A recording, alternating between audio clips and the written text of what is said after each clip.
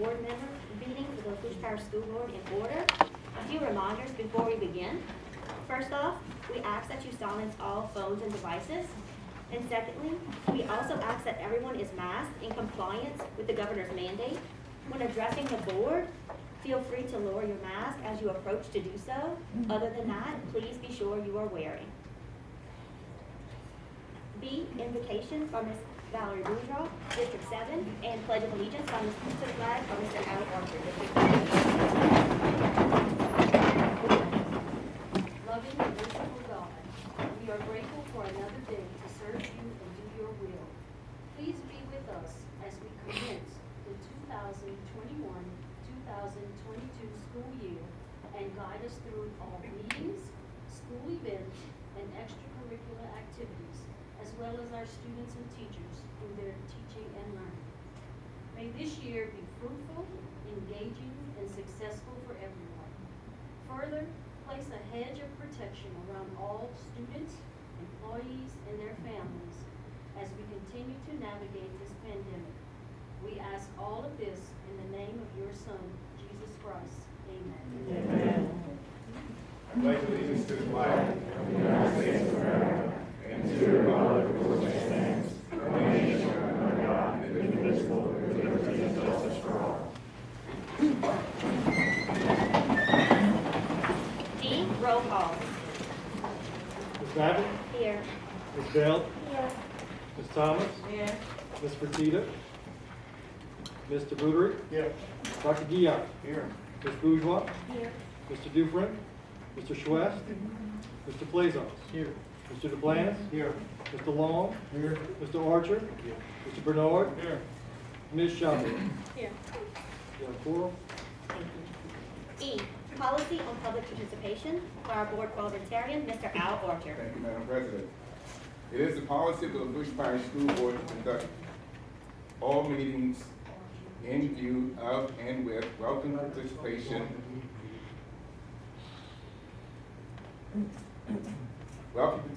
by the public. A public comment period shall be held before any vote is taken on a motion made in reference to an agenda item or before the next agenda item is introduced for non-action items.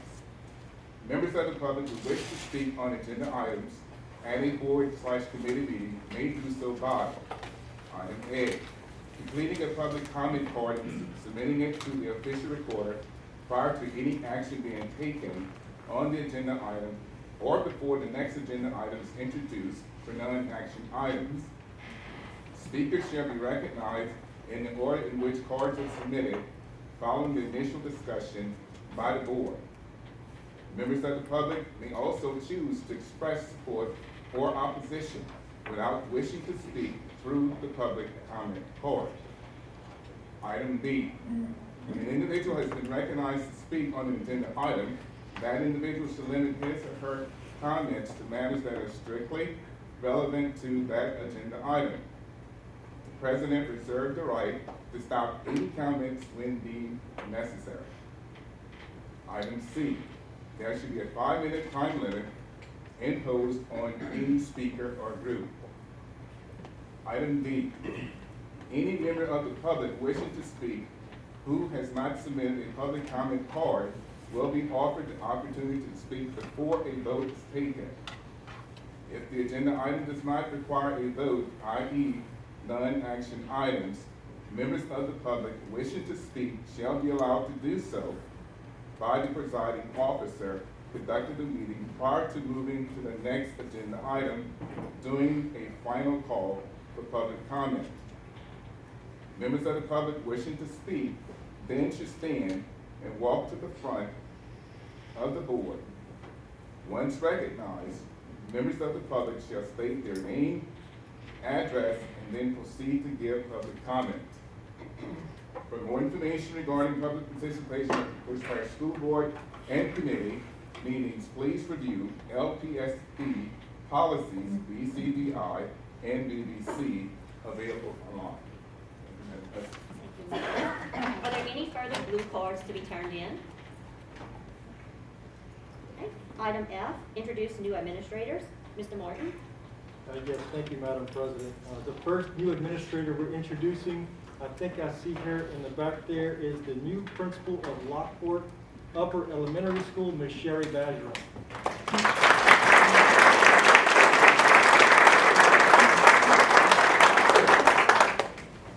Few words, Ms. Badgeron. All right. Thanks, Superintendent, for this opportunity. I am very excited to be able to have the opportunity to serve the community of Lafourche as the principal of Lafourche Upper. Lafourche is my hometown, and it is pretty special to me. It's an amazing school. We have an incredible staff and a wonderful set of students. We have big plans for Lafourche, not only for the school and for the community. So we're super excited to get this year going and see what it brings. So thank you. Thank you very much. And as Ms. Badgeron was promoted from her previously assigned assistant principal position, we had a vacancy in the assistant principal position, and we're excited to announce Ms. Marcy Caramata will be replacing Ms. Badgeron. Ms. Caramata.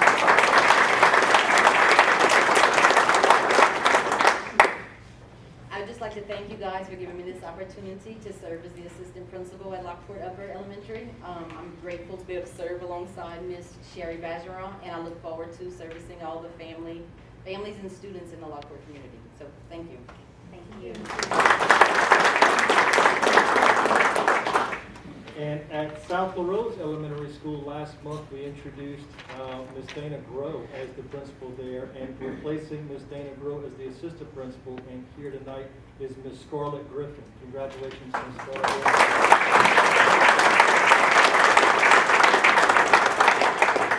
I would like to thank y'all for the opportunity. I am very excited to be assistant principal at South LaRose, and I look forward to serving with Ms. Grow. I think it's going to be a wonderful year. So thank y'all.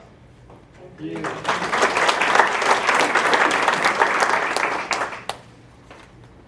Item G, redistricting update by Mr. Ravenor, District 14.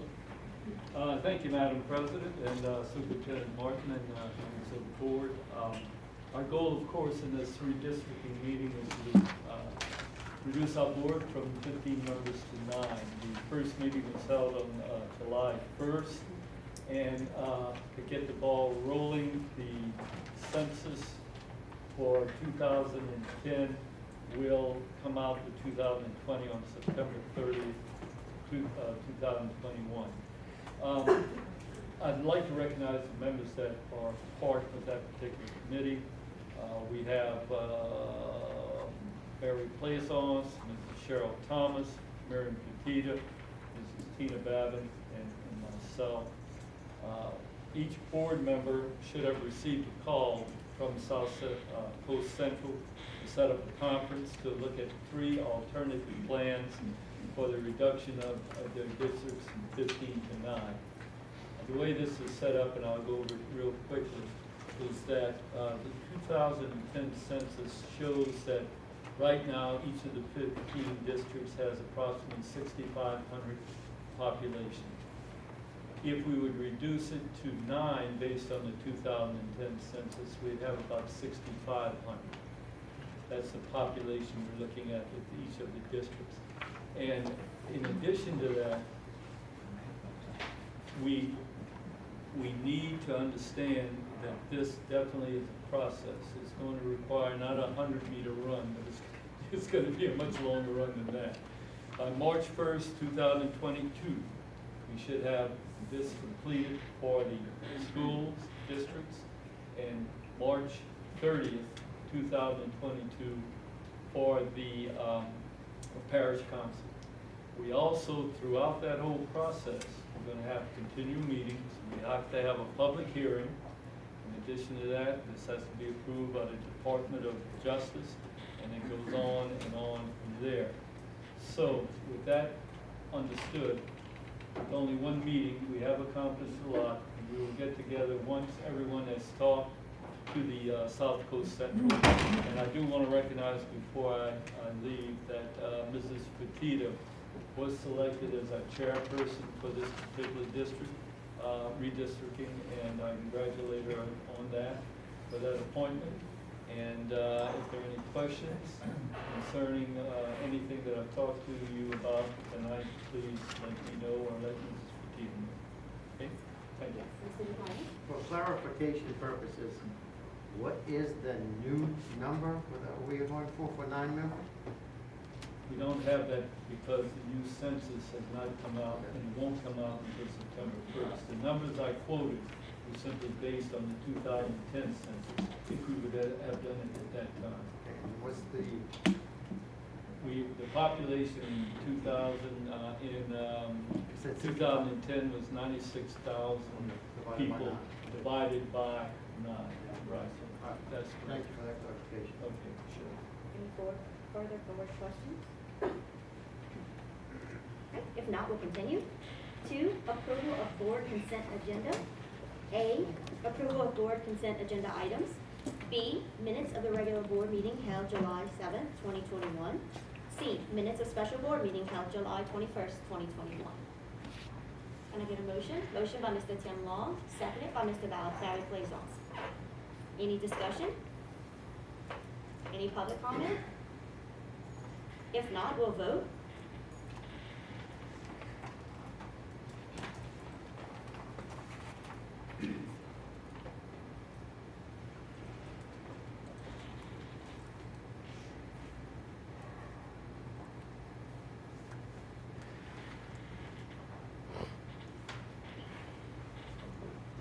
Motion carries. 3, new business. A, to review the 2021-2022 return to school plan and take appropriate action. Mr. Martin? Madam President, the governor signed into law an executive order requiring that masks be worn in students ages 5 and above. Our return to school plan is going to require amending to reflect the changes in Louisiana law. This law affects all school districts in Louisiana, and the language change reflects the change from strongly recommended to required, because we had already had ages 5 and up in the strongly recommended category. Now it was required for ages 5 and up. So this is aligned with what was going to happen in our buses and how it's going to happen at all times indoors for students and staff. All right, can I get a motion? Motion by Mr. Al Archer, second by Mr. Dennis Viat. Any board discussion?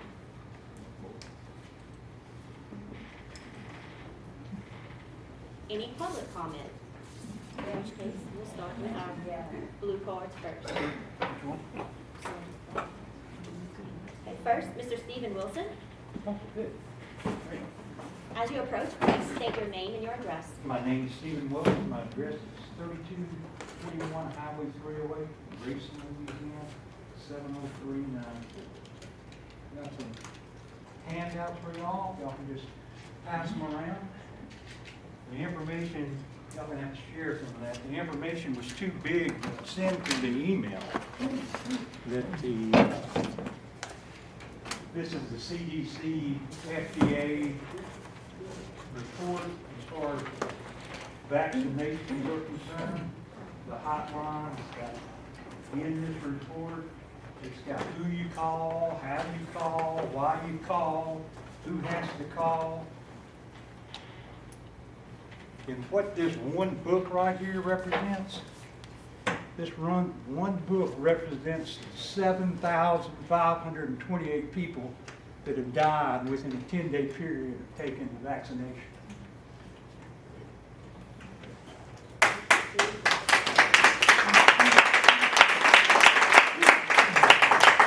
And I'm not here to tell anybody not to take the vaccination. We're going to ask you to go ahead and please stay on topic. We are not discussing vaccinations right now. This Oh, is not okay. part of the agenda. Not a item. problem at all.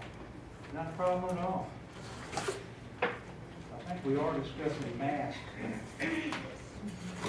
Here's a composite of studies done that include review articles, 3 different studies, and that these studies not only show that masks do not work as far as COVID, but they do say, and they do state in these studies, that in most cases, they're going to be more detrimental to the people wearing them than actually taking the COVID shot. And the study shows, and you just mentioned that a minute ago, that now you're going to have K through 5 required to wear masks. This study shows that the children at that age are the ones that are most affected by that. That they lose their attention span. And it's all documented, it's all studies, it's all peer reviewed, that they can't concentrate, and they get anxiety attacks. And that the biggest problem that the children have at that age is that they're literally scared. They're scared when they go to school. They got to be put behind a petition. They got to wear a mask all day. Another interesting thing in that study too shows that in Germany, in most of Europe, their regulatory agencies require that whoever is wearing a mask take it off after 2 hours of use and leave it off for 30 minutes. You know, and this is all peer-reviewed stuff. This is not made-up stuff. This is not something I made up. This is not something that I drug off the internet that somebody somewhere made up and put on there. This is all peer-reviewed science. In my question, I can't ask a question.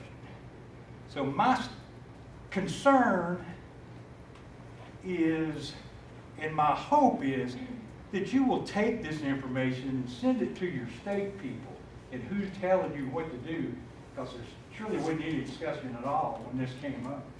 The silence was deafening.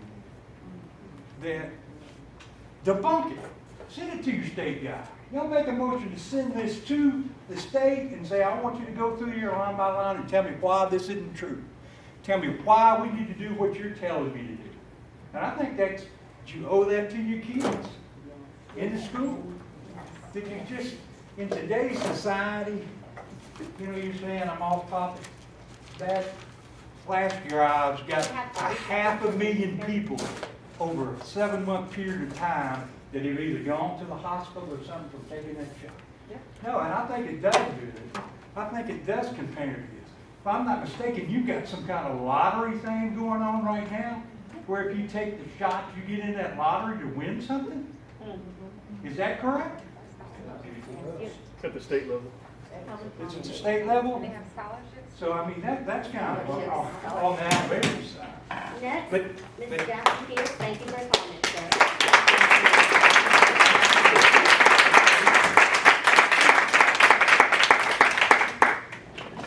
Please state your name and your address.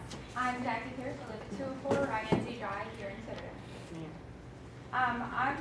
I've done some research myself, like a lot of people who are in here, and I'm going to start off on a more lighthearted, I guess, point is the efficacy of these masks. That we've been told for the past year that our children are really not susceptible to this virus that's going around. So some people find humor in it, and it's a picture of some underwear. And it says this won't stop passing gas, but your cloth face mask is going to stop the deadliest virus that's going around. Now, on top of that, we have smoke inhalation masks, we have paint inhalation masks, pesticides mining, but we have simply a cloth mask for our children. Now, I've also done research, not quite to the extent as you, sir, but I have done research that is proving that masks are detrimental to our children's development. They can develop speech impediments. They're not being able to recognize people's emotional responses to them with facial reactions. They're not developing vocabulary because they're not able to see people's adults' lips reading. They're not able to react to emergency situations appropriately because they can't see responses. Those are for the nonverbal, the infants who are around. We have, sorry, I'm a bit nervous. We have several, just so much research that's out there that's saying that this isn't something that's going to benefit these kids. They're not able to emotionally deal with themselves, which becomes a problem in the classroom for the teachers who are trying to teach the other 18 kids that are in there. Another issue that we have is identification. A lot of times on Facebook, we're seeing police who are asking the public for help, saying, help us identify these mass criminals. And then right after that, missing children. How are we identifying our missing children if they're masked up for a virus that we've been told they can't get? And who's to say that these masked people aren't coming into our schools? Yes, a lot of schools have teachers on duty outside, but on day one, day two, the first couple weeks of school, we don't know who some of these kids are. They might be new. So who's to say someone's not coming into school with a mask on and a backpack on their back? Just walking in there. And they could be one of those criminals that are taking the children or going in there with just ill intent. Another thing is this is a Louisiana mandate, right? We get mandatory hurricane evacuations considerably regularly, and our governor mandates it, right? Are they going door to door to see that we're not leaving or to make sure that we're leaving? No, they tell us if you choose to stay, we're not sending any emergency response to you, whether you have a heart attack or whether your house gets swept away. This is your decision that you are making. Why can't we make these decisions for our children? Why do we need permission from someone else to make these medical decisions for our children? And a lot of people know that a lot of this is a political farce. We were talking about Dr. Fauci and his recommendations, which he has flip-flopped on several times. And in 2008, he did an article that said, he wrote in a journal that said, the victims of the Spanish flu, most of them didn't die from the Spanish flu. They died from bacterial pneumonia from masks. And the CDC is not being transparent with what's going on because they are putting up new information and they're deleting it off the internet. But I'm fortunate enough to sometimes get a nice screenshot which shows you that 70% of the people who are getting COVID virus wear their masks always. So we have pneumonia that's getting misdiagnosed. They have several organizations out there that are letting parents know you have rights.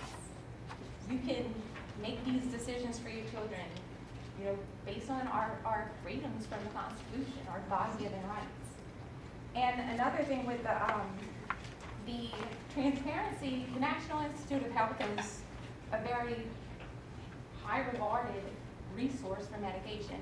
If you look up anything based on COVID-19, the efficacy of masks, you can't get anything. You're going to get this screen right here that says you cannot connect to the server. Now, on top of that, our Louisiana Attorney General, Jeff Landry, has released a letter that I will be sending with my kids tomorrow saying that I have the constitutional right to make my religious, philosophical, or just whatever beliefs for my children. So as constituents of you elected officials that are in here, what are you going to do for our children?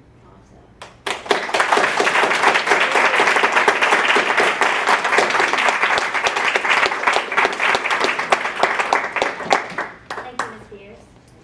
Ms. Michelle Cortez.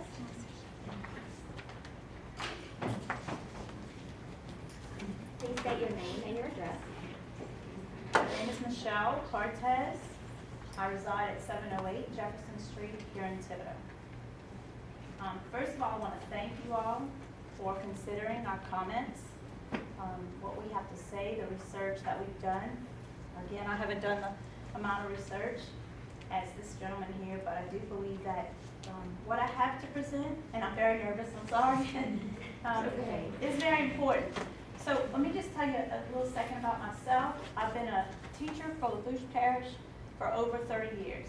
I even worked under Ms. Ballard. And so I am teaching presently I teach kindergarten through 6th grade science. That's what I do. And so what my purpose here is today is to peaceably advocate for those children who don't have a voice here tonight. I too am against a forcible mandate of a mask. So we're about 25 minutes into this meeting, and my challenge to you, everyone who's wearing a mask here in this room, is right now you've been in that mask for a little less than a half an hour. Some of you already are very uncomfortable in that mask. Some of you would like to be able to take it down. I noticed when this gentleman spoke, just like the rules are here, you're able to take down the mask in order to address those who you're speaking to. Our children do not have that luxury.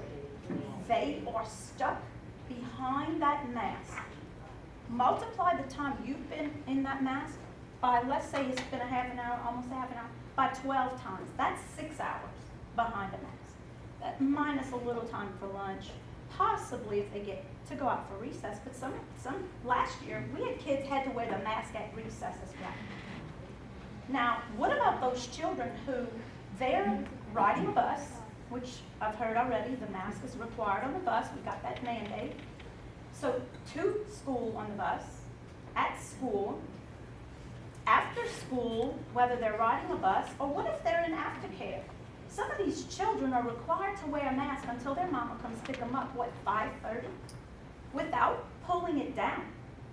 I know, and I'm not against any particular school, administration, or whatever, but I know, I'm hearing as a teacher here in this parish, that teachers are being told, and I mean, I can state it as well, those children can't pull down that mask. Put it back up. So where is their fresh air when they want to speak to answer the teacher, or when they're in this group time? I know we do shoulder to shoulder. Where do they get that time to speak with fresh oxygen? So that's my question. I happen to be an eyewitness to at least 85 students last year. I taught 85 students, and out of those 85 students, probably more than 60 were required to wear a mask because, of course, K through 2 was not required. Although, because of the fear that's been perpetrated, we had several smaller children behind a mask as well. And I can tell you that I was able to witness with my own eyes signs of distress within these children. Some of the signs of distress included lifting the mask to try to catch a breath, repositioning the mask any way they could. I've heard complaints of headaches, dizziness, tiredness, which we know is a result, a result of breathing in this excessive carbon dioxide. I teach all about carbon dioxide with my fifth graders. They know all about it. They could probably teach you a thing or two. But regardless, this tiredness and unable to focus is a direct result, oftentimes, because of the excessive carbon dioxide that's being breathed in through their mask. I do have some articles that I'd like to hand out. The first one is, maybe I'll divide it in half or something. I'm a school teacher, so I have handouts. So the first one is from an article published in the journal. Oh, okay. Well, then I can't go over these articles, but you have them. I'll have them. The main thing I want to discuss then is our children's health defense. Our children's health defense is it's stated that there's a law, and I'm not going to name it, but individuals to whom the product is administered or informed. The product is our COVID, we're under an emergency use authorization only. Thank you very much for your comments. Okay, well, I do have these, if I can just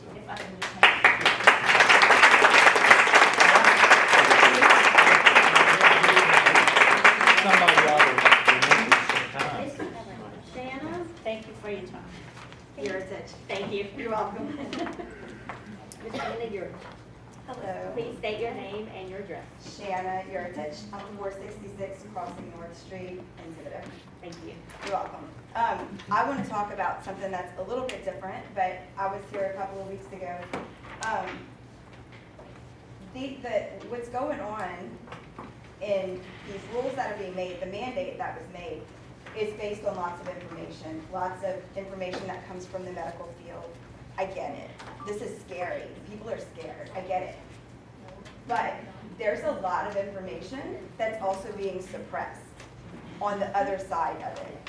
So we're getting this information that states how many people are dying, which is awful. But some of that information is skewed, or some of the information that goes with that is being suppressed or censored.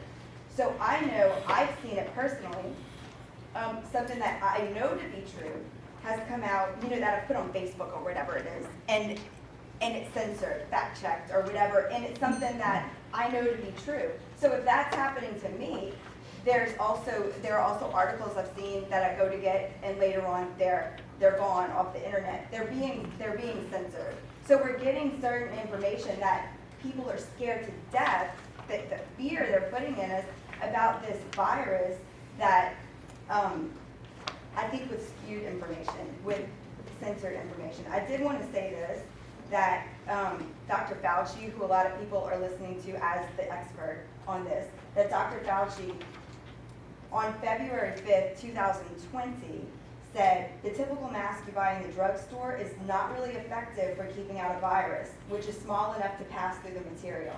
So that's Dr. Fauci who said that.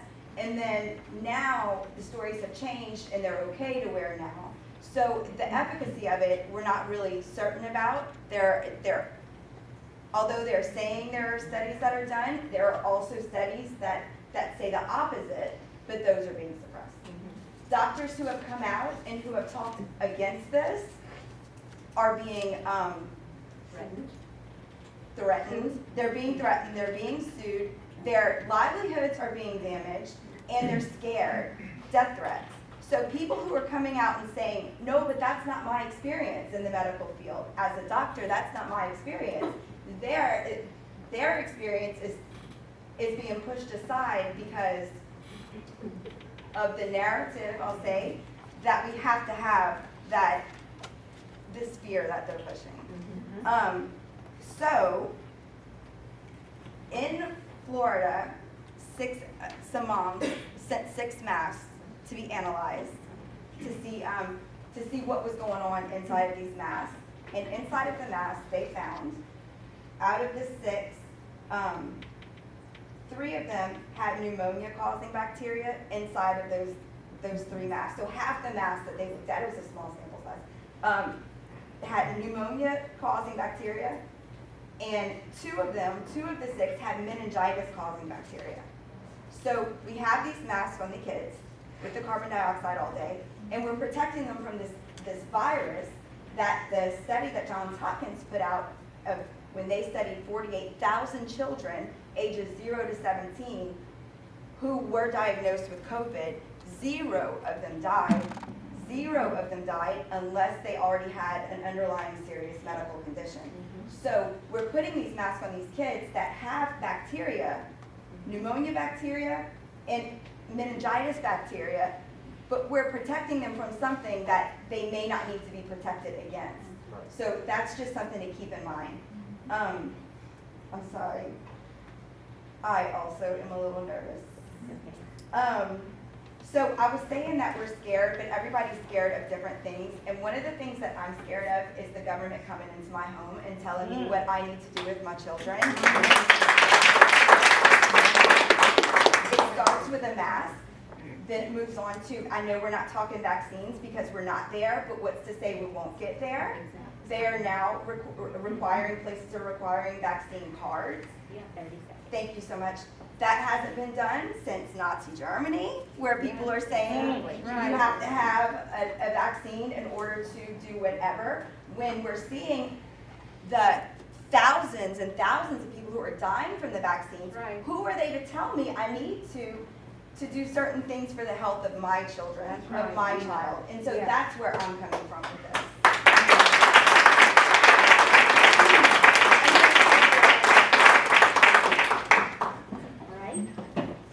Miss Jessica Grenier. Please state your name. Jessica Grenier, 113 Elmwood Drive in Tentative. I hadn't prepared anything, I really wasn't planning to speak, but I'm here, I feel I'm here for a reason, and there's a purpose for this. What I'd like to focus on primarily is the parents' right to choose. I have 2 children, we live in Thibodeau. I sincerely feel like a parent should have that ultimate choice. What right does someone, a government official, have to tell me that I need to take this precaution, this mask, this vaccine to protect my child? I feel that the parent should have that right. And we know our medical history.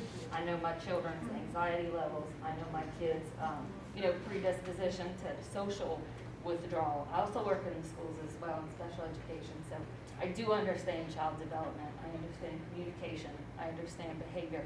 And I know our whole purpose is to educate that child. And what comes with education is their health, their mental status, their socialization, academics, everything. And what you're doing with this mask is you're putting barriers. You're putting barriers to their communication. You're hindering their learning, and you're hindering their academics. It's all encompassing. And what this does, and I've seen it from day to day, every day last year, teachers saying, back up, not too close. Pull your mask up. You're getting too close to him, don't touch. We can't play this game. We can't touch these cards. We can't do this. And I'm tired of that. I don't want that for my kids. I don't want that for the kids that I work with in the schools. They deserve better. Thank you.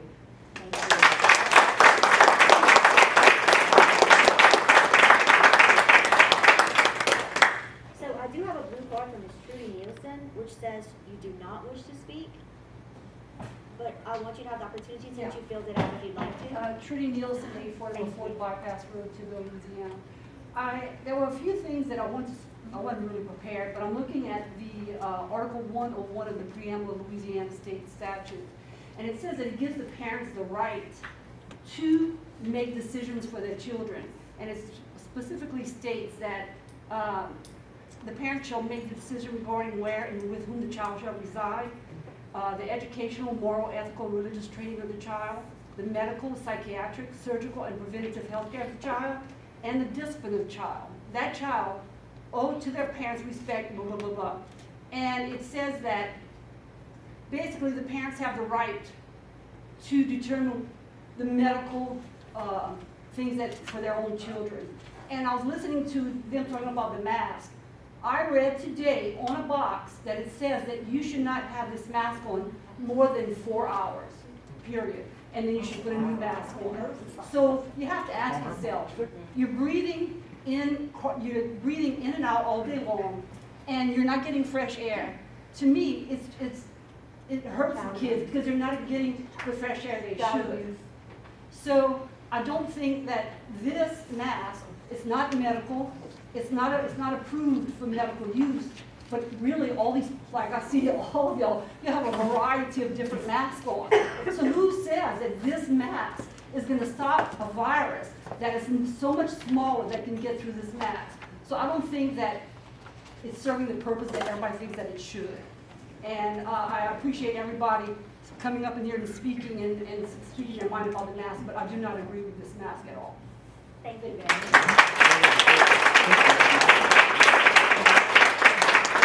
Andre Wilson. Andre Wilson, 3241 Highway 308, Raceland, Louisiana. I am a music teacher at... Yes? Excuse me, Mr. Wilson, I'd like to ask the audience if they would please, Mr. Wilson, whoever has the floor, to respect and kind of keep down the talking, please. Thank you, Mr. Wilson. Yes, thank you. So I'm a music teacher at Central Lafourche High School, and I teach the drum line, and I see these kids at the end of the last school year, preparing them for their band anthem this marching season this year. And as I'm teaching them, which to play at the same time and be in a band, that takes a lot of focus and a lot of discipline and things like that. And as I watch these kids putting in a lot of mental effort, which takes so much of your energy, and they're just beat and they're just destroyed because they can't breathe, and they're constantly picking at the mask. And it's in a way that I've never seen before. I've been teaching drums specifically on many different levels since 2009, and I've never seen, and it's not the kids, because the kids are extremely talented. It is what is being put on them, and it's extremely disheartening. So I think we all need to take a better look at that and the data. So one thing that leads to disease is chronic conditions. It's a chronic thing being put upon you, whether it's inflammation of any sort. The root of all disease comes from inflammation. Whenever we put these masks on our kids and ourselves, we're causing a lot of inflammation in our body. And when we have that chronically, that's where disease can come in. And I hope everyone really reads what these masks are made of, all the glues that are put into them. There's a couple different ones I think I have right here. Arsenic can be found there with an increased risk of cancer, cadmium, promotion of heart failure, lead associated with hypertension and renal metabolic disorders and cognitive impairment, which I'm seeing almost instantaneous. And for any other classroom, I believe it's exactly the same. Intakes of mercury, immune deficiency, neurologic disorders, and anyone who's ever had any instance of a neurologic disorder that they've overcome, they'll probably see resurface from having all this in their base nonstop. What else? Cool, and then I've also got a couple things from the Constitution and things to really take a look at. So just like COVID vaccines, masks are under emergency use authorization. So this is an emergency procedure that we don't know how protective it is against COVID specifically. So this is an emergency use authorization also on the mask. You can find that at fda.gov/media/137121/download. It's right there from the FDA. Federal law states that an individual has the right to refuse an experimental medical intervention under emergency use authorization. I've also got the link here. I'll pass this around, make sure everybody has a copy of it. Last school year, federal law was broken and your child's rights were violated when you were not made aware that masks are a medical intervention under the EUA, emergency use authorization, of the significant known risks of wearing a mask, obviously, that we're even talking about this at all, of the right to refuse and the appropriate monitoring and reporting of adverse events associated with masking. Last school year, parental rights were violated when the state determined what was best for your children. Last school year, medical ethics were violated when the untested medical intervention was forced on weaker members of society to protect adults. There is no industry standard for masks. Scientists are raising concerns for the future implications of inhaled nanoparticles and long-term mask wearing by children. There's no evidence that long-term mask wearing by children is safe in regards to mental or physical health, and that it does not impact learning or brain function. Where are the safety studies? Article 1, Section 20 of our state's Constitution recognizes and affirms our right to not be tortured. You can find that in the state's Constitution. Article 1, Section 3 and 12 prohibit discrimination based on physical condition. Healthy children should not be masked, discriminated against, or ostracized. And also, Dr. Ezeki Ngazi of the Health Disparities Research Section of the United States, she recently did say that the COVID death cases, which is in relation to the mask, obviously, they are only listed when they tested positive for COVID. It doesn't matter what the cause of death was. It's just that if they were COVID positive, they go into the number. So a lot of the facts that we're looking at in the data are incredibly skewed. So I just think that we definitely need to take attention. You have 30 seconds. Well, thank you for your time. It's been a pleasure to be able to speak in front of you.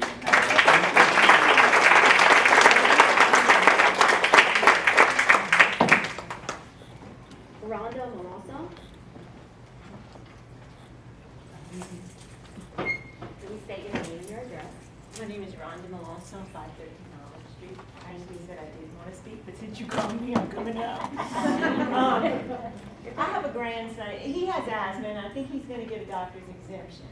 And I'm very pleased. For one time, I'm pleased he has asthma. That's a shame. Yes. That's a shame.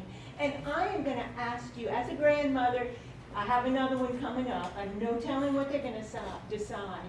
You're where you are. You have the power. You have the power. I want to challenge y'all not to think, oh, I'm going to get in trouble if I go against what my governor's saying. Now's the time to stand up. Now's the time. Now's the time. You are in your place where you are for such a time as this.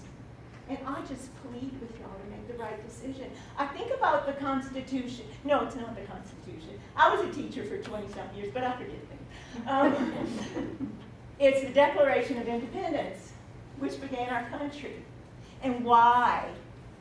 Because of usurpation, usurping authority that's not yours. God himself gave me the breath that I can breathe, gave me the permission to breathe every breath I breathe. And no governor, I'm sorry, I'm respectful of authority, but he does not have a right to tell us whether we can breathe free air or not. He does not. And you've got to stand up against this. This is immoral. Yeah. This is child abuse. I couldn't do what these kids were asked to do last year. None of us, I think, could. The teachers didn't do it, but they expected the kids to do it. Put yourself in these little ones' places. They've even gone down to 5 years old. Yeah. Last year they didn't do that. None of them should have had to be wearing it. And so I just ask y'all, make the right decision, guys. Really. These are little kids. Their childhoods are being totally destroyed. And they're so dreading having to go to school with masks on again. They were free for this summer. It's almost like they do it on purpose. He came out with it right before we were going back to school. Come on. I appreciate y'all listening to me. Thank you, guys.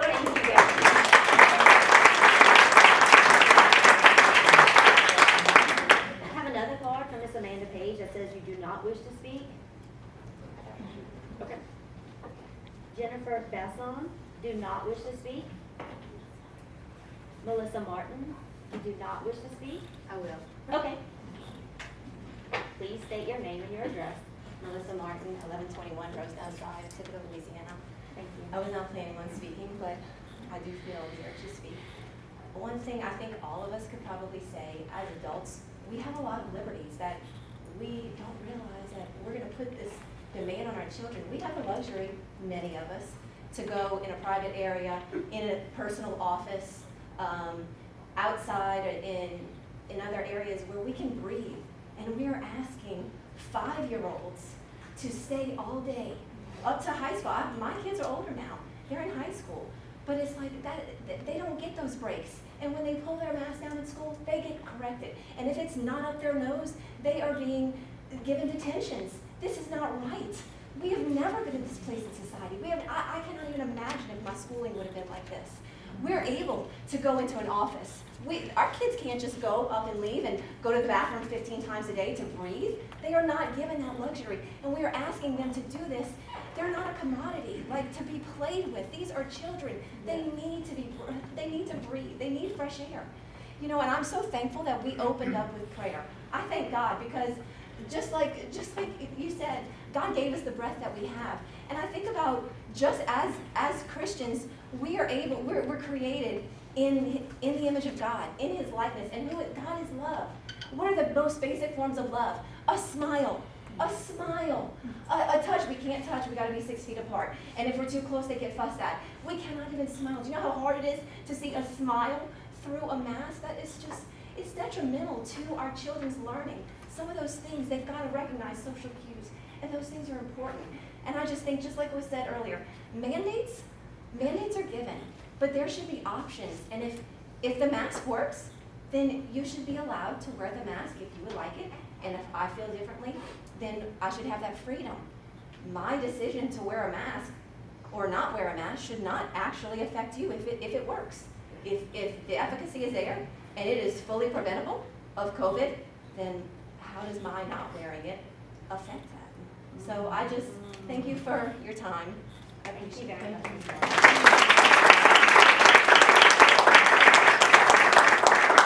I do want to go back for a second. Ms. Amanda Page does not want to wish to speak, but does oppose recommendation, as well as Ms. Jennifer Besson did not want to speak, but also opposes recommendation. George W. Hurley III. Please state your name and address. I'm George Hurley. I'm the third. Of course, my son's the fourth, so I got to distinguish myself there. I live at 520 Bayou Falls Road in Racine. Thank you. And I appreciate your willingness to let me speak tonight about masking our kids.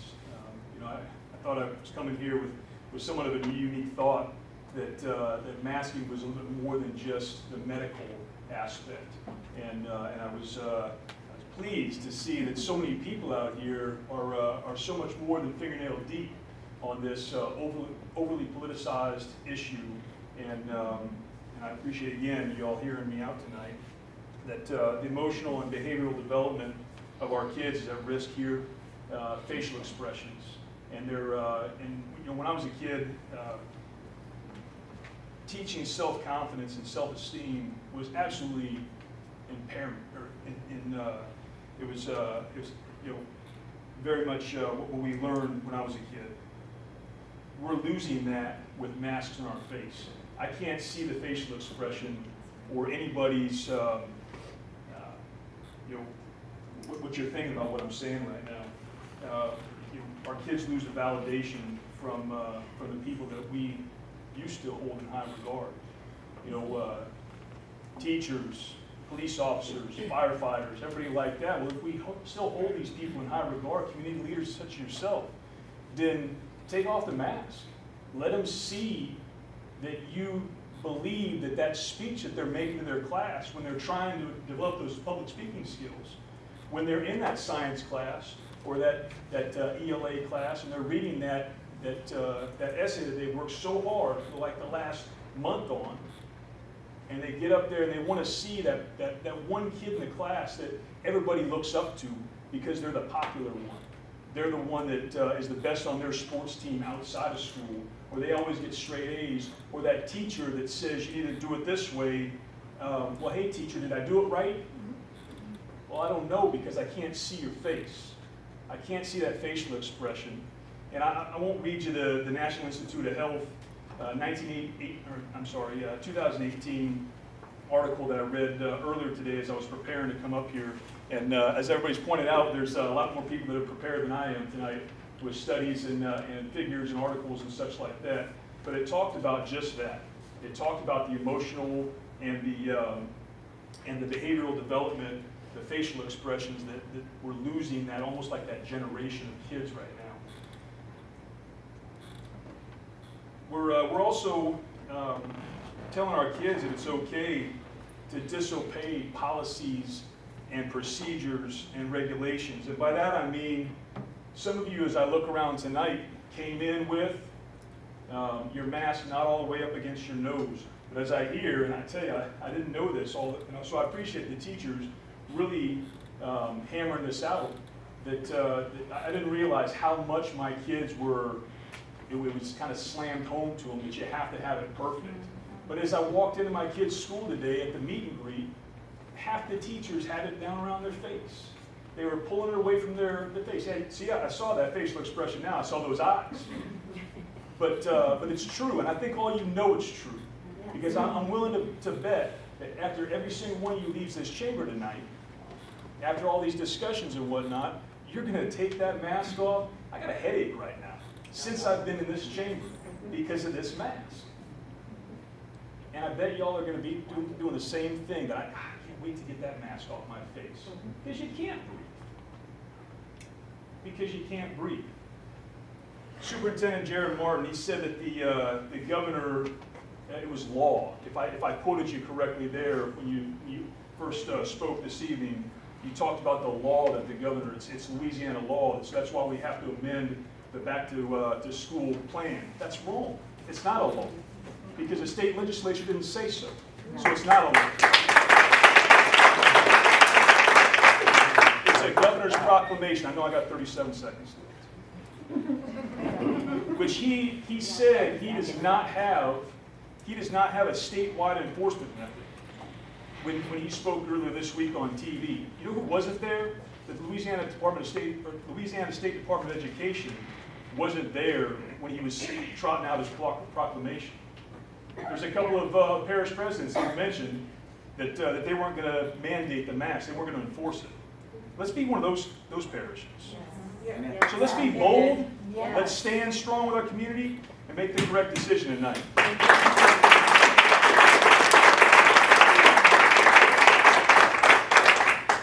have another card for Jamie Adams. It says, information only. I oppose the requirement. I propose a recommendation, and I do not wish to speak. Jamie? Just making sure. Okay? Next, Nisi Matranga.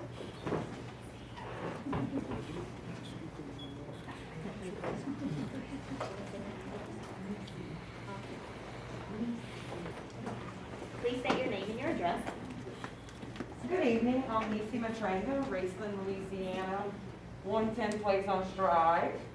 I myself was somewhat prepared to come when I found out about the meeting, and probably at 6 o'clock when it began at 7. First off, I would like to stress that we all know our mouth. Our mouth is the dirtiest part of our body. It's full of bacteria. Why would we mask the part of our body that has the most bacteria? Another thought, germs. Since when did we become so scared of germs? Germs is what creates immunity. And it's sad that people, because we've all been so misinformed. We hear this, we read that, we're not sure if it's true. The CDC says this last year, now they're saying this year. So due to misinformation and so much being censored, we've become scared. And I don't believe any of us know what to believe anymore, but germs are what creates immunity. And when you mask it, I don't feel that immunity can get created, especially in children. And when does our immune system become built? When we're children. Also, 0 reports have been given. 0 have been given that anyone who has contracted the COVID virus received it from a child. That is not out there. That a child is what gave whoever contracted the virus COVID. So it doesn't come from our children. As far as being in the classroom and being a teacher, I'm not a teacher, but I can only imagine being a teacher. The distractions all day long of these kids having to wear these masks and the constant pull it up, or even with your younger ones, you know, your pre-K, your first, your second, they accidentally dropped it on the floor and another student wanted to help them pick it up and it may have gotten swapped accidentally. You know, so then now so-and-so has on so-and-so's mask and the teacher doesn't realize it because maybe the teacher wasn't even looking and one child helped the other and they decided it's cool to swap masks. You know, so that's just my thoughts on that, the distraction, and you know, it takes away from educating our children having to fuss about a mask all day.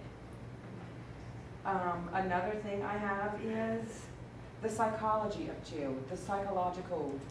You know, children want to see a full face. They don't want to see a masked face. They don't trust a masked face. Even us as adults, I'm just going to use this as an example. If we go out somewhere, you know, and I'm going to use New Orleans as the culture, Bourbon Street, because we've all been there, but if people come dressed oddly, even as adults, we tend to want to step away because we are unsure what this person is capable of because we can't see, number one, their face and their facial expressions and stuff like that. So I believe the psychology, and it affects children psychologically to not be able to read our eyes, our smile, what about, you know, children who may be deaf that, you know, I know they have your signers, but they read lips, you know. So anyway, and I feel like if you're not going to do it for all, then don't do it for any. It's just not fair. And then another thing I want to say before I'm done is, let's focus on the fact that You have 30 seconds. we are the Board of Education. We're not the Board of Health. Thank you.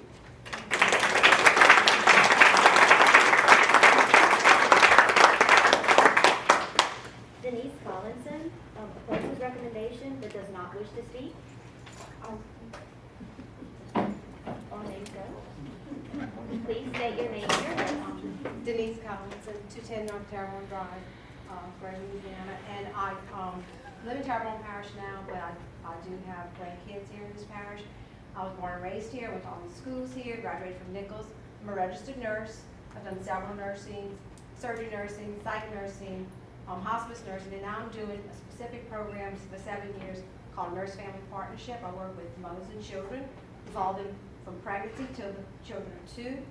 So what I really want to voice tonight is my concern that this mask mandate has gone down to 5-year-olds.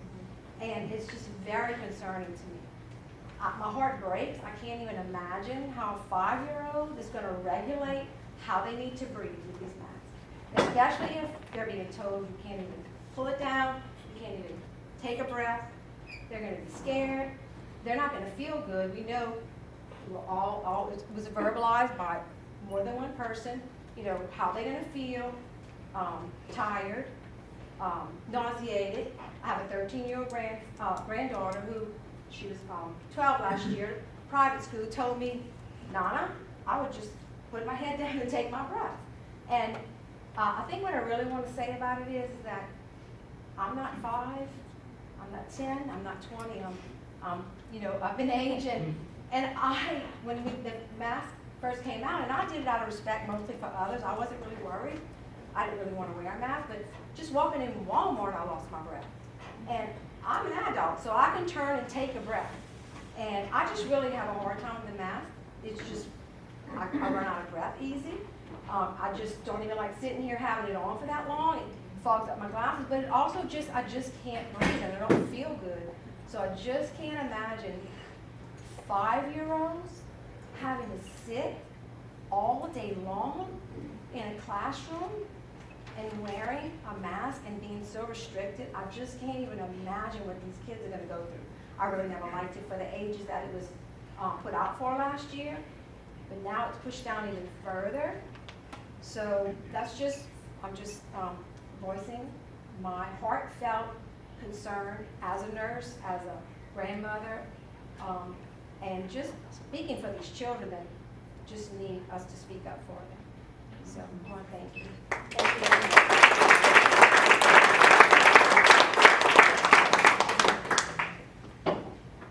Ms. John Knockan opposes recommendation, says she does not want to speak. Still, okay, just making sure. Next, Jeremy Besson opposes recommendation, does not want to speak. I'll speak. Okay, please state your name and address. My name is Jeremy Bason, 504 Lafourche Drive. And I don't normally wear this mask anywhere, but out of respect for the board, I wore it here because you asked me to. I appreciate that. I have a daughter in Tibbet, Ohio, which she's present here. If you went through true research by doctors and scientists and researchers versus political propaganda or media propaganda, you'll find out that you find more facts that masks don't work. Facts, I said, not propaganda or what have you. One of the things, I'm just going to echo a few things a lot of other people said here. Our Attorney General, Jeff Landry, just at the beginning of the month, has came down on two universities because they were mandating EUAs, emergency, unauthorized, vaccines or masks. It's emergency or authorized use for emergency purposes. Whether suits coming against those universities or not, that's to be determined. He did state, and it's on his official site, that it is against federal and Louisiana Constitution. Our Attorney General, our state Attorney General, and you can call his office and he can verify that. It's against federal and state constitution. I'd like y'all to consider that. Suits may be going out because of this. Are we willing to be a school board that may, because look, he's even put out he's even stated the statutes and the constitutions.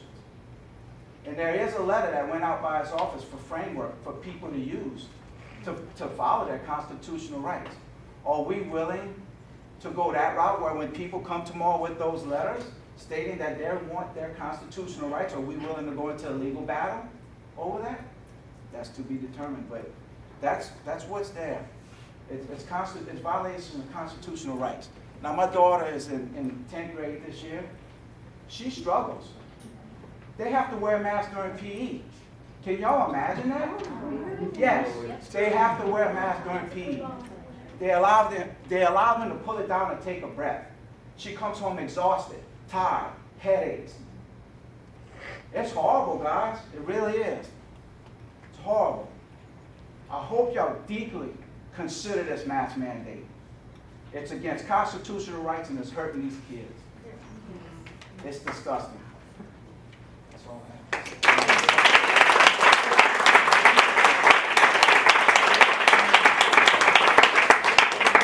Next, I have Ms. Pam Onkow, opposes recommendation, says, I do not wish to speak. Ms. Onkow? Please state your name and your address. Pam Onkow, 305 Edgewood Drive, Tentative. Thank you. And I pretty much agree with what everybody said. I've done a lot of research.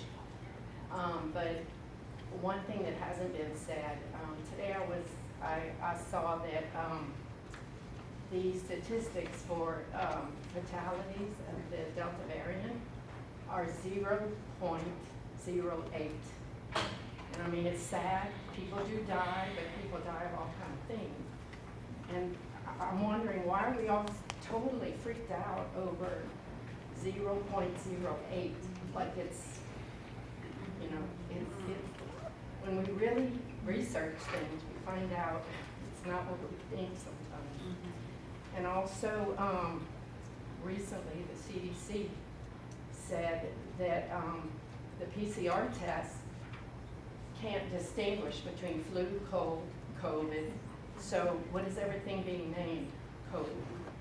So a lot of people have colds. I mean, I get sinus stuff all the time. But when I have it, if I get tested, I'd be positive probably. It's just sinus. So that's just something that I have. Thank you so much.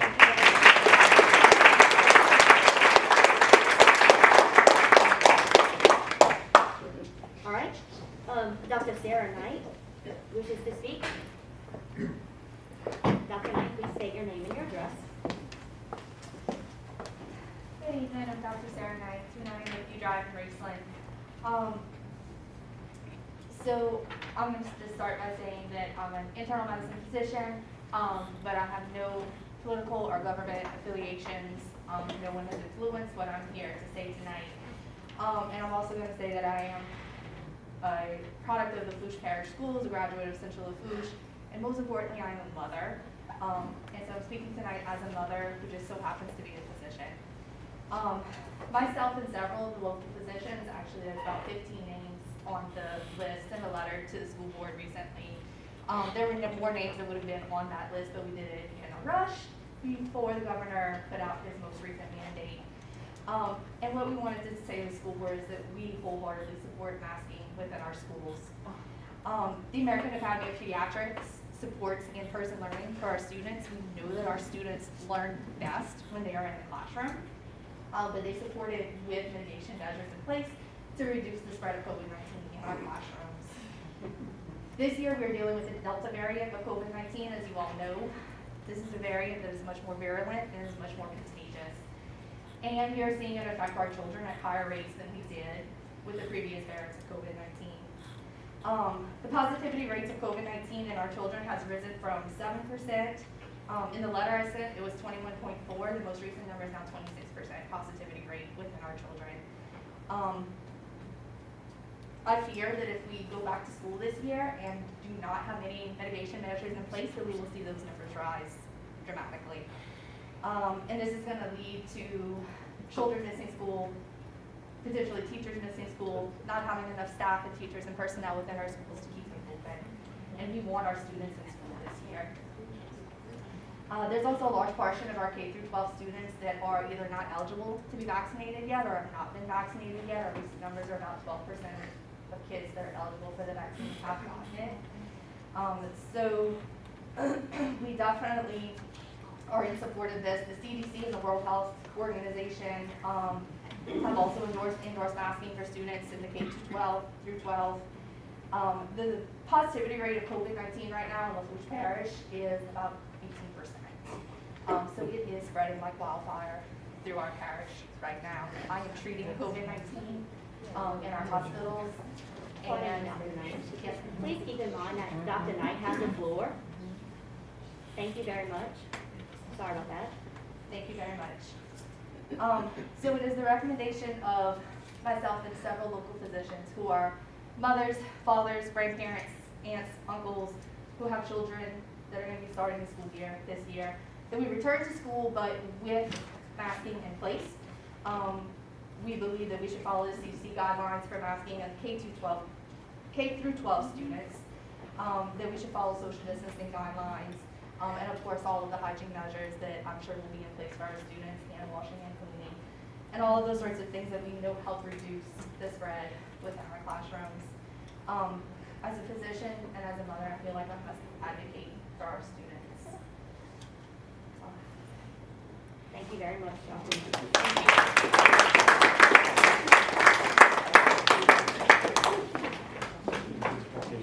Can I get a?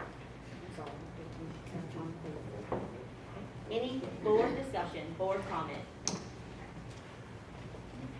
I just have one question for Mr. Amity as he's sitting back. I don't want to put you on the spot at all, but what could be some possible ramifications if hypothetically a governing body such as a board or a council or someone were to defy the governor's order? What would be the consequence? Correct. Well, you know, my name is Patrick Amity, and my office is at 627 Jackson Street in Tentative, so I want to introduce myself. Thank you very much. And Madam President, members of the board, pleasure to be here. First off, I heard a comment that this was not, or the governor's proclamation is not the law. I would disagree with that. And I'm not here to give you a political or medical opinion. I'm just going to tell you what I perceive to be the law as applies to you as a board. Mr. Wong, you know that every year the legislature passes a plethora of laws that impact school districts. We don't have the choice to say, well, we like these, we don't like these, we're going to implement these requirements, we're going to ignore the bullying requirements, things that the legislature from time to time passes. There's a lot of stuff that comes down on the school board every year at the end of the legislative session. The governor has the executive authority and the emergency powers by virtue of this statute that's out there, and the name of it is the Louisiana Homeland Security and Emergency Assistance and Disaster Act. So the legislature passes an act and says there are going to be certain circumstances where we're going to need the governor to step in and exercise emergency powers, because we can't reconvene the entire legislature, get back together, and then, you know, come up with some decisions, go through committee and all the things that you get to the legislature, you know, or what I'm talking about. So we know that this is a law that the governor has, or the governor has the power to do what he's done. This is Executive Order 137. Now, the very first one was probably number 20, and that was back in March the 13th or 14th of 2020. And you remember we had, literally we had tiers of you know, tier 3 or whatever they call it, and it reduced to 2 and 1. And that is the way that when you are dealing with a public emergency, the law of Louisiana permits it. From a legal perspective, I will never give you the advice to ignore the law, whether it's a government proclamation, executive order under law, or if it's you know, regulations that they passed regarding discipline, or amendments to the you know, Title 17, Section 416, that sort of thing. We know that we have to abide by that. We are regulated by the State Department of Education, and that answers to the governor, because that's part of the executive branch. So, you know, how can it affect you? You know, I haven't really thought that through. Your funding could be impacted. You could each be cited for purposes of, you know, a writ of mandamus. The district attorney could want to know why you're violating the law, in this parish. Those are the kinds of things that I guess I wouldn't be, able to give you any recommendation to the board. So basically what we have is the governor, this isn't something that the governor does on a whim, right? I mean, in other words, he is taking whatever, and I know that this is a political issue. I know that there is a lot of medical information on both sides of this issue, particularly as to mask wearing. But he's got to use his best judgment and make a decision on what's in the best interest of the people of Louisiana at a point in time. And we did that last year. If he didn't have that power, I can assure you it would have been challenged. And if he didn't have that authority, he wouldn't be able to put out these types of proclamations, but I assure you he does have it. So at this point, from my perspective as your lawyer, what I'm going to advise you is to abide by the law in this executive order until it's no longer the law. Now, if it's challenged in court and it's thrown out, it won't be the law. But again, we went from regulations that were more stringent than this back in 2020 because I think kids had to wear it all the time. So I don't even think there was an outdoor provision to. Pardon me, Mr. Amity has the floor. So thank you. I guess what I'm getting at is I'm going to advise you to abide by the law and to implement this in your plan, in terms of school plan, because as of today, that's the law for this game. So, Thank you. yes, sir. Further board comment? Yes, Mr. Bootery. As much as I can't stand these things, just like you all, and as much as I do not like the governor's mandate, because I disagree with it, we all took an oath to uphold the laws of the state of Louisiana, the Constitution of the state of Louisiana. And until Attorney General Landry files a lawsuit to challenge it on the basis that he says he will, it is still the law. Now, if he wants to do that, God bless him and have at it. But until he does that, we don't have the authority to ignore the law. And Mr. Amity's advice to this board is sound. That's coming from a lawyer to a lawyer. Pardon me. Mr. Bootery has the floor. Thank you very much. I apologize. Mr. Bootery, I apologize. That's okay. I'm done. Further board comment. I'd like to take a second. I am a high school teacher. I am in a classroom all day long. I understand the masks are very uncomfortable. I do wear a mask all day. And I cannot run away and go hide in an office. I'm in front of children all day long. But it's what I'm being asked to do by my district, and it's what I'm gonna do. If you go and you do look through the declaration by the governor, line number 6 under section 2 states, engaging in outdoor activity provided individuals maintain a distance of 6 feet. I'm gonna implore and ask our teachers to please that sometimes consider maybe taking some outside breaks and taking our children outside so they can get some fresh air. Other than that, we do appreciate everybody's comments. Thank you very much. Thank you for your opinions. Is there any further board discussion? Yes. Mr. Madam Archer. President, if I may, Yes, I'd sir. like to take a moment to expound on what you said and what other board members have mentioned tonight, as well as the audience. As a parent and board member and a citizen of this community, I understand your frustrations and concerns. I have grandkids as well as attend this school district. But the law is the law, and we have to look out for the best interest. It's a mandate. Overall policy within this district for our employees and our students. I support it, and I want to let it be known, and I feel that that's the best thing at this time, personally. And I don't want to leave out without, letting you know, we're here for the best interest of the students and employees and everyone in this parish. So please bear with us. I support and appreciate your courtesy and cooperation tonight in hearing this information. And I know a lot of it is not what we may want to hear, but we can agree to disagree. This is the information we received, and this is what I'm going to support Superintendent Martin and what Mr. Hamilton said tonight. So I just wanted to express my concerns, and thank you for listening. Any further board comment? Thank you, sir. Ms. Bourgeois? I have to echo what you guys have said, but like Mr. Almody explained, it is a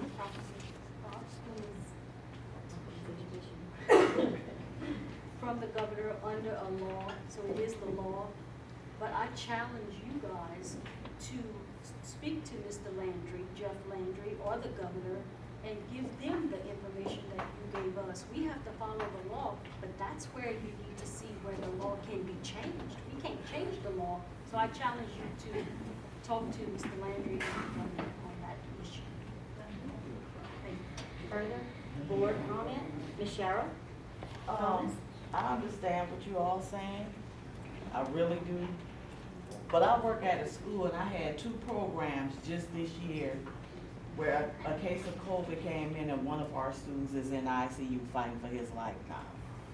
You know, because we didn't have masks, the mask wasn't mandated. And we talk about, I think it should be your choice whether your children take the immunization shot or not. I really believe that. Vaccine. Pardon But me, Ms. Cheryl has the floor. the vaccine, but we have to remember, when your children start school, they have to show a card that they have their immunization shots unless they can't start school.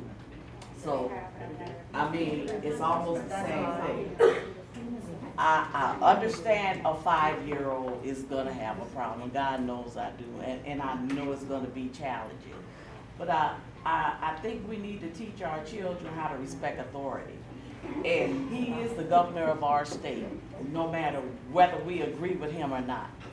He is our governor, and what are we teaching our children if we go against what our governor mandated? Any further board comment? Dr. Dion? I just want to say thank you for everyone that voiced your concern, made some comments. Last week, when we were discussing this and more or less probably anticipating what the governor was going to do, I was in favor for choice. That was what the plan was in place, and that's what I was going to support, because that's what I truly believe throughout the United States and other countries, we should have that choice.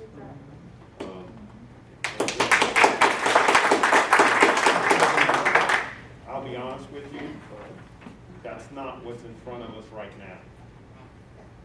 And, you know, Mr. Hamady articulated along with Mr. Boudery about the specifics.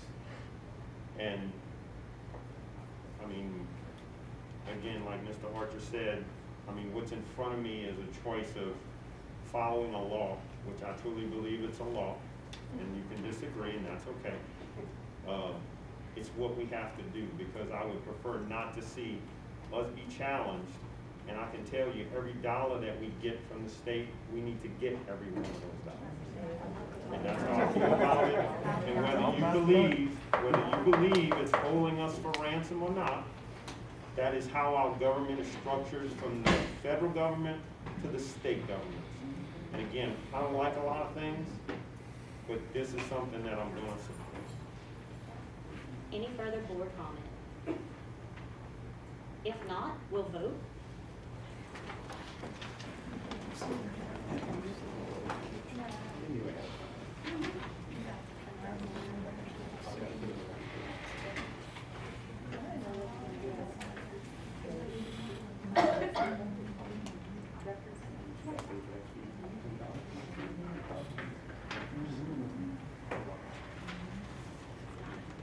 Motion carries. Item B, to consider appointing Mr. David Boudreaux, replacing Ms. April Foray to the Board of Commissioners of Special Education District Number 1, to serve the remainder of the term expiring on April 2nd, 2025. Mr. Moore? Yes, ma'am. There was a vacancy on the Board of Commissioners for Special Education that would cause us to have to name a replacement, and Mr. David Boudreaux has happily agreed to be that person to replace, and I believe that once the room settles, Mr. Boudreaux is here to be introduced. Mr. Boudreaux, did you hear me? No. No, I'm sorry. We sat here quietly and then we got disrespected. Yeah.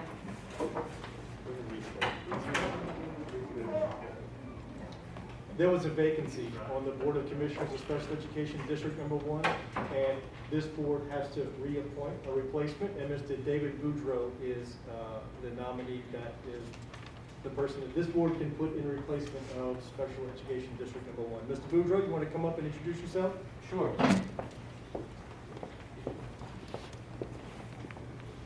How you doing tonight, guys?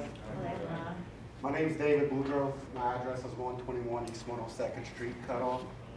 I was approached by the center and asked if I'd be interested in joining their board. And my first thought was, no doubt. I have a special place in my heart for these people with special needs.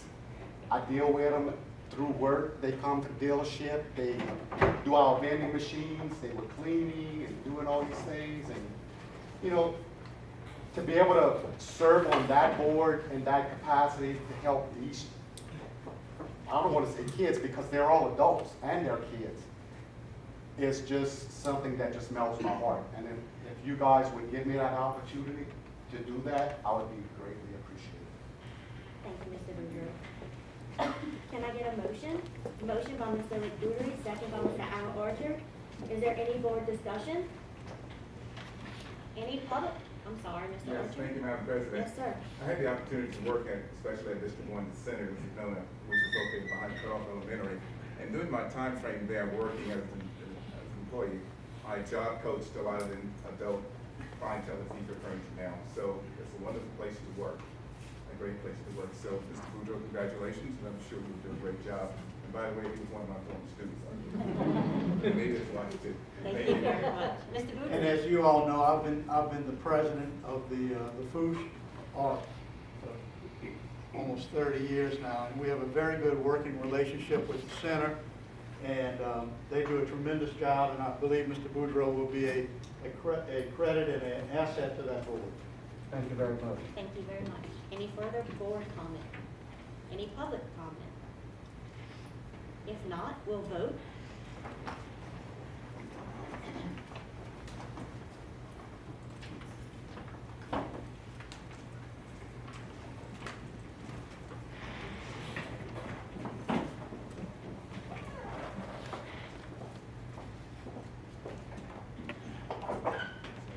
Motion carries. Item C, to receive a report from John Norris with Norris Risk Management regarding the renewal of the Lafourche Parish School Board flood insurance policies and take appropriate actions. Mr. Norris? Thank you, Madam President. My name is John Norris, the insurance consultant for the Lafourche Parish School Board regarding property liability insurance issues. Last year when I asked you to renew this coverage for your flood insurance, I could tell the superintendent wasn't satisfied with the way it went. We started earlier this year. We had a meeting, facilities director, business manager, safety manager, all the insurance people were brought in. We had a long and very productive meeting, one of the most productive committee meetings I've ever been in 20 years I've worked at this board. And we ended up with a lot of changes to the flood program. What I'd like to do, I have with me tonight Carmel Bro. Carmel Bro is an insurance expert. When I met her 10 years ago, she was the Jones Agency. She came to work for me for 3 years. And then about 5 years ago, she took over my consulting business when I semi-retired. I have one client left, this board. So, Carmel Bro, with your permission, Madam President, I'd like her to present this report to you. Absolutely. Welcome. Thank you, thank you. I think most of you know who I am. I certainly know most of all of you, a lot of familiar faces. In front of you, you should see Mr. Norris's spreadsheet. It may look familiar to some of you. It's the same one format that he uses each year. And he's absolutely correct. We've had several meetings with administration to review the flood policies that this board has purchased in the past. Currently, which is as of today, this board has 27 flood policies in place, in force, on different campuses, different buildings on different campuses. After reviewing all of those 27, we have come to realize that there are some that are no longer, we do not need flood on anymore. 2 of those, and you'll see that's in the middle section where it says flood policies not being renewed. Those are, you have 2 of them that the buildings were demolished, torn down. You have a couple of them that are portable buildings that we're going to go ahead and just self-insure those. And then Lockport Middle, you'll see that flood zone, they're no longer in a special hazard flood zone. A flood zone C is one of the better flood zones, less likely to flood. So what we're going to do is we're going to recommend of those 27 policies, we're going to recommend that you renew 18 of them. Those are the top 18 that you see there. And you'll see the different, I'm not going to go through it line by line unless you have a question, but you'll see the expiring premium for those first 18 is $89,942. The renewal for those 18 is at $95,410. The 8 policies that were, or the 9 policies that we're not going to renew, that's going to save the board about $15,965 that you're not going to pay out. And then when you look at the bottom section, these are going to be 9 new policies that we're going to recommend that the board buy. These are on buildings that may have been added into the special flood hazard zones when the parish rezoned buildings a few years back. And now we're seeing that they're in those areas that we require by federal government, by FEMA, that we purchase flood insurance on. And then also, some may be new buildings that are now occupied, so we can purchase, and are completed, so we can purchase flood policies for. That's 9 new policies. Now, those 9 policies won't have the same effective date and expiration date as your top 18 policies, because those were written and renewed every year September 2nd, effective September 2nd. Those bottom 9 policies are going to have a 30-day waiting period. So if we instruct the agent to go ahead and write those policies tomorrow, it's going to be they're going to be effective 30 days from tomorrow. So it's going to be September 5th. It's going to be a different date in September, but it'll still be in September and close enough that we can handle them all at the same time from here on out. We don't have to have separate meetings to do those. Those 9 policies are going to total $47,966. So the overall renewal for this year is going to be $143,376. Now, I have gone back. There are 3 policies that I'm going to touch on real quick. And when you look at them, you can pick them out. Those are the 3 largest premiums. You'll see the top section at $14,000 premium. That's a Bayou Buff Elementary School. Then halfway that list, you'll see 6th Ward Middle School. That's a $16,000 premium. And then at the bottom, you'll see the Bayou Buff Elementary School. That's a $13,000 premium. If you look at the deductibles on those 3 policies, those 3 buildings, it's at $5,000. If we were to increase that deductible to $50,000, which sounds like a lot, and it is, it would create a savings for you. It would create a savings of $15,658. And I said $50,000 was a large number, and it is. But remember this, at the time of a flood event, it's probably going to be declared a catastrophe by the governor, by the president, and FEMA is going to come in and help out in some of those extra costs. In the past, FEMA has reimbursed the deductible up to 90%. So are you going to be on the hook for that whole $50,000? I don't think so. It hasn't happened in the past. They've always reimbursed up to 90% in past events. And so I just think that at this point in time, we should take advantage of that $15,000 savings. So what I'm going to recommend tonight is you renew the top 18 policies. you not renew those next 9, and then we write 9 new ones, and we increase the deductible to $50,000 on those 3 that I touched on, for a total premium of $127,718. I have one question on your list here, and it may just be my ignorance of what's going on. I don't see the CMC listed at all in these buildings. Did it have a separate policy, or is it something else? It does not have a separate policy because it's not in one of the special flood hazard zones. So it doesn't either. So it does not, it's not required. Carmen is also on my Lafourche Art Board, so I'm used to taking her advice when it comes to insurance, and she saved us a bunch of money. But my concern is 6th Ward Middle, and we came real close to flooding 6th Ward Middle this past spring. And I don't know if that would have been declared an emergency disaster at that time. And if we increase the deductible on 6th Ward Middle, and I don't know how close we came on the other 2, but I know we were at the door with 6th Ward. I've got some concerns about raising that deductible on that school in particular. Mr. Martin, you So, want to go? so the math on that, and this is what we discussed, Mr. Bootery, at $15,000, every 3 years it doesn't flood, you pay the difference in that deductible, right? So when you're looking at saving $15,000 a year, it's a $45,000 difference in deductible.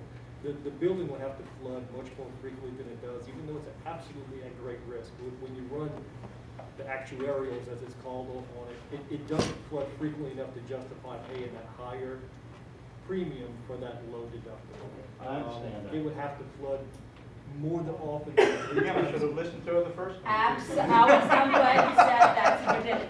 Absolutely. If you go 3 to 5 years, when was the last time it came close to flooding at 6th Ward Middle? Probably 7 years ago. So you would have saved that money and you would have had that deductible if it would have happened this year. Any other questions? Thank you, Madam President. I know both of you really well, and I trust that what you tell us is the complete truth. And I can definitely tell one other thing. Y'all definitely all sat down at the same table. Because if Lockport Middle floods, there's no one that's gonna be safe. I mean, I'm just telling, other than Thibodeau, no one down the bayou is gonna be safe. So to remove these is a really good thing. I think in the long run, I mean, this is gonna be a considerable savings to the system, and hopefully we don't have to address a flood anywhere. But the FEMA helps will definitely help out, and it's gonna be cost savings, but anytime we can save money on things that we're not using to educate our kids, it's money that we could pour in to educate our kids with, so this is a no-brainer to me, so thank you so much. And thank y'all for working together. So, Madam President, I'd like to move with the recommendations going forward as she articulated in her statement. Second by Ms. Valerie Bourgeois. Any further questions or discussion? If not, we'll vote.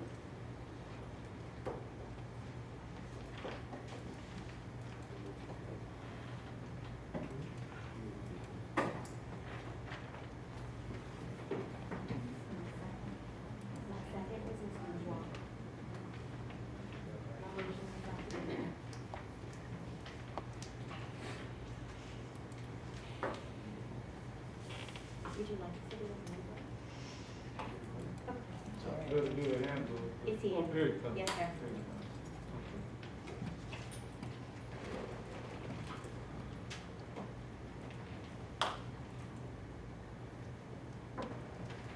Motion carries. Thank you. And thank y'all very much. 4, memorial resolutions. A, Ms. Joyce Thibodeau, retired pupil appraisal center manager. Ms. Cheryl Thomas. Lost it with all that stuff.